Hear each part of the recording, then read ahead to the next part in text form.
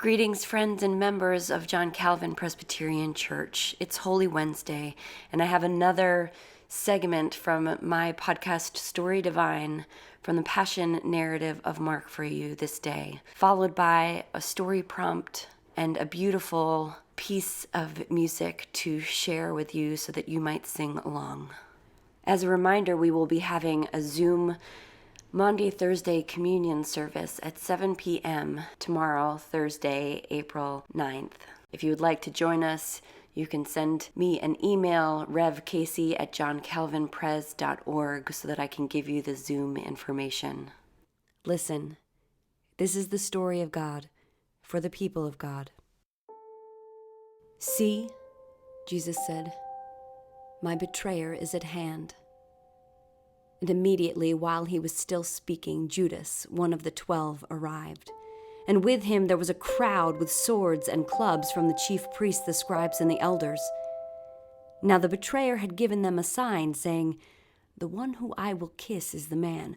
Arrest him and lead him away under guard." So when he came, he went up to Jesus at once and said, "Rabbi," and kissed him. Then they laid hands on him and arrested him. But one of those who stood near drew his sword and struck the slave of the high priest, cutting off his ear. Then Jesus said to them, "Have you come out with swords and clubs to arrest me as though I were a bandit? Day after day I was with you in the temple teaching, and you did not arrest me. But let the scriptures be fulfilled."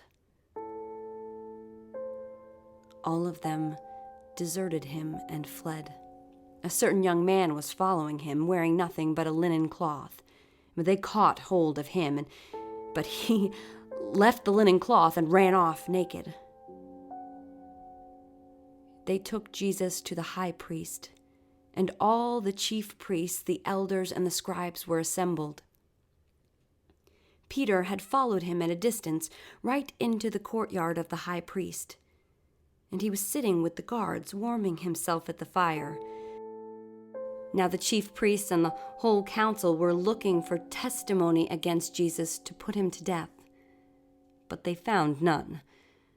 For many gave false testimony against him, and their testimony did not agree. Some stood up and gave false testimony against him, saying, "We have heard him say, 'I will destroy this temple that is made with hands, and in 3 days I will build another not made with hands.'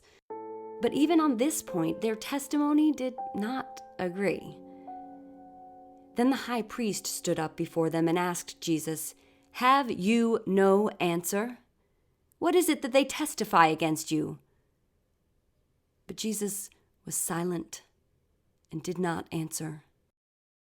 Again, the high priest asked him, "Are you the Messiah, the Son of the Blessed One?" Jesus said, "I am. And you will see the Son of Humanity seated at the right hand of the power, and coming with the clouds of heaven." Then the high priest tore his clothes and said, "Why do we still need witnesses? You have heard his blasphemy. What is your decision?" All of them condemned him as deserving death.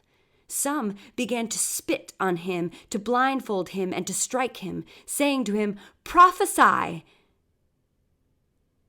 The guards also took him over and beat him.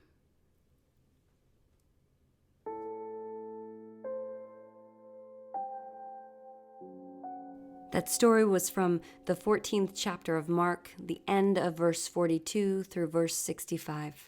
I was struck in re-listening to this text by the account of the one who in the crowd responded to Jesus' arrest by lashing out, drawing his sword, and cutting the ear of the slave of the high priest.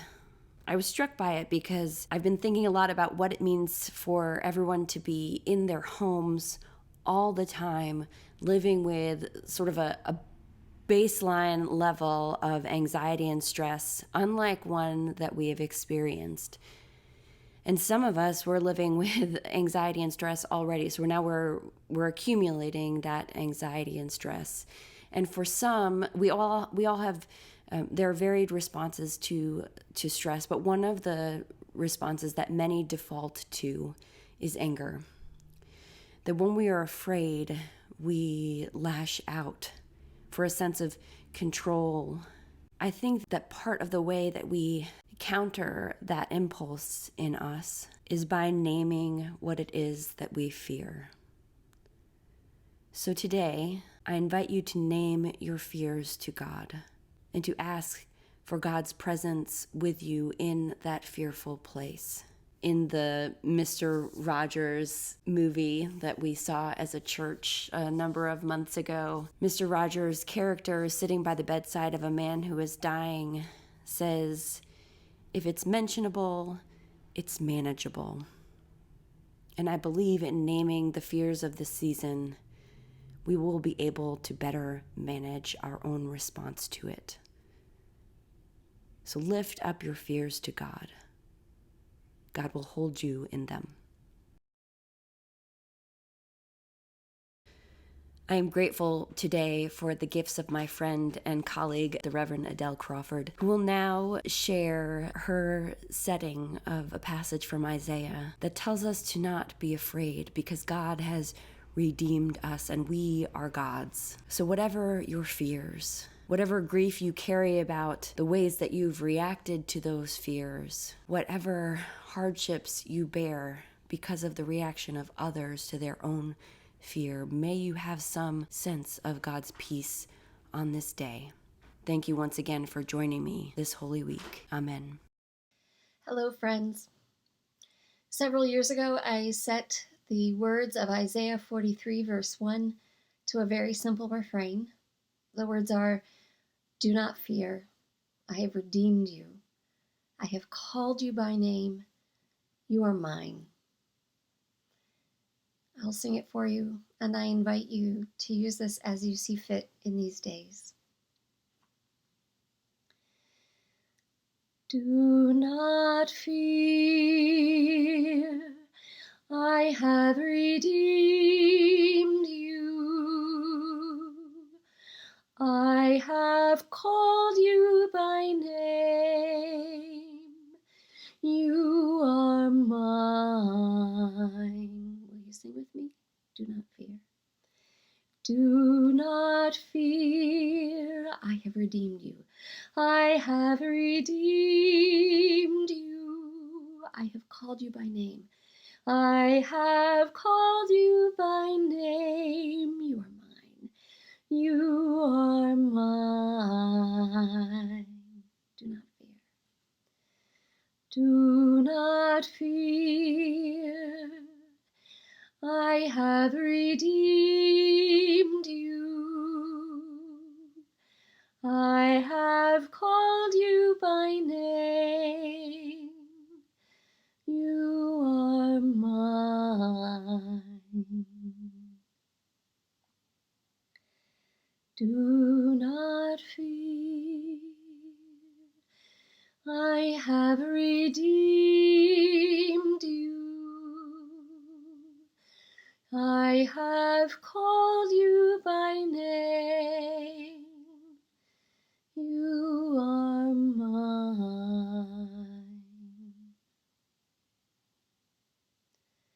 Peace be with you, friends.